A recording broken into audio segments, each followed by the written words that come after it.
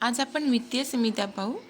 Okay, एकूण वित्तीय समित्या किती आहेत? 3. लोक अंदाज समिती, लोकलेखा समिती आणि सार्वजनिक उपक्रम समिती. संसदीय समित्याची रचना, कालावधी, कार्य यांच्या तरतुदी घटनेमध्ये दिलेल्या नाही आहेत. त्या कार्यपद्धती नियमांनुसार नियंत्रित केल्या जातात. संसदीय समित्यांच्या घटनेमध्ये स्पष्ट तरतूद नाही आहे, पण त्यांचा उल्लेख मात्र काही कलमांमध्ये केलेला आहे. नेमणूक, निवडणूक सभागृहांमार्फत, नामनिर्देशन अध्यक्ष किंवा सभापतींमार्फत होत असतं. ओके, नेमणूक आणि निवडणूक ही सभागृहामार्फत आणि नामनिर्देशन हे अध्यक्ष किंवा सभापतींमार्फत होतं. अहवाल सभागृहाला किंवा अध्यक्ष किंवा सभापतींना सादर केला जातो. या समित्या संसद व जनता यांमधील दुव्यांचं कार्य करतात. ओके, दुवा आहेत त्या. शासन व जनता यातील दुव्याचे कार्य पण करत असतात त्या. आता सर्वात अगोदर बघू आपण लोक अंदाज समितीबद्दल. लोक अंदाज समितीची स्थापना कधी झाली होती? लोक अंदाज समितीची स्थापना झाली होती 1921मध्ये. ही स्थायी वित्तीय समितीच्या स्वरूपात झाली होती. ओके, 1921मध्ये स्थायी वित्तीय समितीच्या स्वरूपामध्ये झाली होती, म्हणजे उगम झाला होता तेव्हा. पण स्थापना याची ॲक्च्युअल 1950मध्ये वित्तमंत्री होते तेव्हा जॉन मथाई यांच्या शिफारशीवरून झालेली आहे. ओके, स्थापना म्हणलं तर 1950ला आणि उगम लोक अंदाज समितीचा म्हणलं तर 1921मध्ये झाला होता. तेव्हा मात्र स्थायी वित्तीय समितीच्या स्वरूपामध्ये झाला होता तो. ओके, लोक अंदाज समितीची रचना पाहू आपण आता. यामध्ये सुरुवातीला 25 सदस्य होते आणि सध्या किती आहेत? 30 सदस्य. अगोदर 25 होते पण सध्या 30 आहेत. ओके, 1956मध्ये वाढ करण्यात आली. एकूण आता 30 सदस्य. त्यांचा कार्यकाळ 1 वर्षाचा असतो. सर्व सदस्य लोकसभामधून निवडले जातात. लोकसभेतील सर्व पक्षांना समितीमध्ये प्रतिनिधित्व मिळत असतं. राज्यसभेतील सदस्यांना प्रतिनिधित्व नाही आहे. निवडणूक एकल संक्रमणीय पद्धतीनुसार होत असते. यांची निवडणूक कशी असते? एकल संक्रमणीय पद्धत, जी की आपण राष्ट्रपतींसाठी पण वापरतो. मंत्री सदस्य बनू शकत नाही. यामध्ये सदस्यातून एकाची समितीचा अध्यक्ष म्हणून निवड केली जाते. लोकसभा अध्यक्ष करत असतात ती निवड. ओके, सदस्यामधूनच एकाची अध्यक्ष म्हणून निवड करतात आणि ती कोण करतात? लोकसभेचे अध्यक्ष करतात. उपसभापती समितीचे सदस्य असले तरी ते आपोआपच अध्यक्ष बनतात. अध्यक्ष हा नेहमी सरकारी पक्षातलाच असला पाहिजे असतो. ओके, अध्यक्ष हा नेहमी सरकारी पक्षातला असतो. या समितीचं कार्य पाहू आपण. वार्षिक अंदाजपत्रकातील जमा खर्चाच्या अंदाजाच्या तपशीलवर तपासणी करणे. ओके, वार्षिक अंदाजपत्रकातील जमा खर्च जो असतो त्याच्या अंदाजाच्या तपशीलवरती तपासणी करत असते. शासकीय खर्चावर नियंत्रण ठेवण्याव्यतिरिक्त काटकसर सुचवते. तसेच आर्थिक प्रशासकीय रचना किंवा सुधारण्याचं कार्य पण करत असते. सतत मितव्यवस्था समिती असेही म्हणतात तिला. ओके, लोक अंदाज समितीला काय म्हणतात बघा, हे नाव आपण लक्षात ठेवूया. सतत मितव्यवस्था समिती असेही म्हणलं जातं हिला. संसदेतील सर्वात मोठी समिती म्हणलं तर लोक अंदाज समिती, तिला की आपण सतत मितव्यवस्था समिती असं म्हणतो. आता पाहू आपण दुसरी समिती, लोकलेखा समिती. ओके, पब्लिक अकाउंट कमिटी म्हणतात तिला. त्याची स्थापना बघा 1919च्या मॉन्टेग्यू चेम्सफोर्ड कायद्याच्या शिफारशीवरून 1921मध्ये करण्यात आली होती. कोणत्या? 1919च्या मॉन्टेग्यू चेम्सफोर्डचा जो कायदा होता त्यांच्या शिफारशीवरून करण्यात आलेली लोकलेखा समिती. हिचा पण कार्यकाळ 1 वर्षाचा असतो. या समितीची पद्धत ही ग्रेट ब्रिटन या देशाकडून घेतली आहे आपण. ग्रेट ब्रिटनकडून लोकलेखा समितीची पद्धत आहे. मतदान पद्धत कशी आहे? एकल संक्रमणीय मतदान पद्धत आहे. याच्यामध्ये एकूण 22 सदस्य असतात. लोकसभेमधले 15 सदस्य असतात जे की एकल संक्रमणीय मतदान पद्धतीने, लोकसभेमधून 15 सदस्य एकल संक्रमणीय मतदान पद्धतीने निवडण्यात येतात आणि राज्यसभेतून 7 असतात ते नामनिर्देशित सदस्य असतात.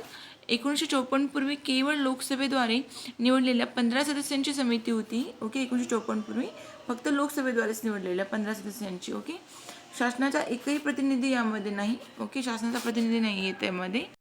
मंत्री समितीचे सदस्य बनू शकत नाही आहे. सर्वात जुनी आर्थिक समिती म्हणतात तिला.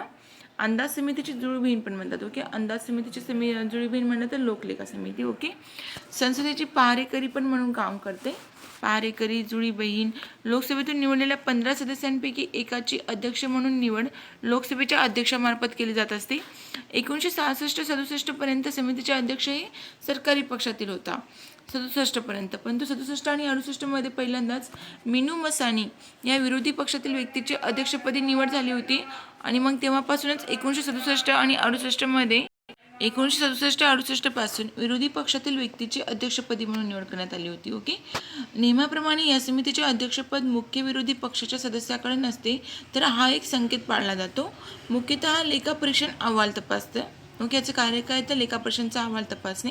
तिचे निष्कर्ष पूर्वलक्षी म्हणजे एक्सपोर्ट फॅक्टोनुसार असतात. ओके, पूर्वलक्ष्य स्वरूपाचे असतात याचे निष्कर्ष. तिच्या आर्थिक व्यवस्थेवर असलेल्या नियंत्रणाची 3 वैशिष्ट्ये आहेत. ओके, वित्तीय नियंत्रण, पक्षविरहित नियंत्रण आणि तज्ज्ञ नियंत्रण. कोणते कोणते तर 3 वैशिष्ट्ये तिचे: वित्तीय नियंत्रण, पक्षविरहित नियंत्रण आणि तज्ज्ञ नियंत्रण. ओके. भारत सरकारच्या तिजोरीतून काढलेल्या पैशाचा जमा खर्च तपासत असते ती. सरकारच्या अनावश्यक खर्च, अकार्यक्षमता, भ्रष्टाचार तपासणे हे पण कार्य तिचं आहे. कॅग अशा स्वायत्त आणि अर्धस्वायत्त संस्थेचे लेखे तपासते. महालेखा परीक्षक यांना लोकलेखा समितीचे महालेखा परीक्षक म्हणजे कॅगला लोकलेखा समितीचे कान व डोळे तसेच मित्र व मार्गदर्शक तत्त्वज्ञ असं म्हणतात. ओके. ही लोकसभेची समिती म्हणून सभापतींच्या नियंत्रणाखाली कार्य करत असते.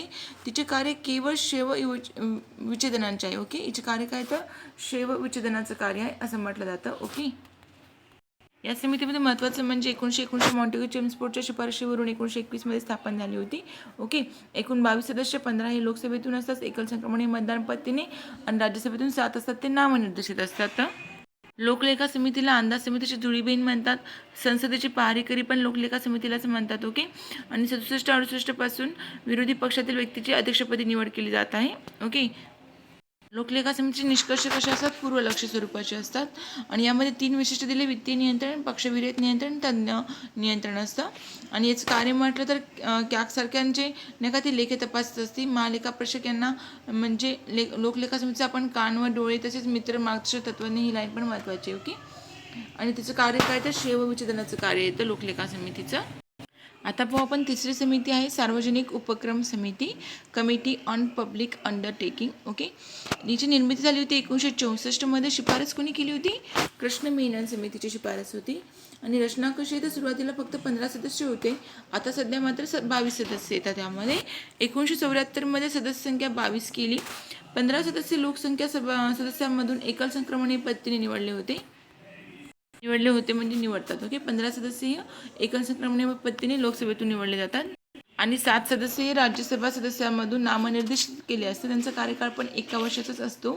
लोकसभेतील निवडून आलेल्या सदस्यातून एकाची अध्यक्ष म्हणून निवड लोकसभा अध्यक्ष करत असतात, परंतु समितीमधील राज्यसभा सदस्य अध्यक्ष म्हणून नियुक्ती केला जाऊ शकत नाही. मंत्री समितीच्या सदस्य बनू शकत नाही.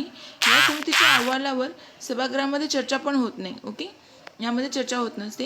यांचं कार्य काय तर कॅगने सार्वजनिक उपक्रमावरील सादर केलेल्या अहवालाची तपासणी करणे, सार्वजनिक उपक्रमाच्या अहवाल व लेख्यांची तपासणी करणे, सार्वजनिक उपक्रमांची स्वायत्तता व कार्यक्षमता या संदर्भामध्ये तपासणी करणे, माहितीचे स्रोत काय तर लेखापरीक्षण अहवाल, उपक्रमाच्या अधिकाऱ्याद्वारे मिळालेले पुरावे, अशासकीय संघटनांमार्फत सादर अभ्यास, मंत्रालयाकडून सादर प्राथमिक आणि सविस्तर माहिती.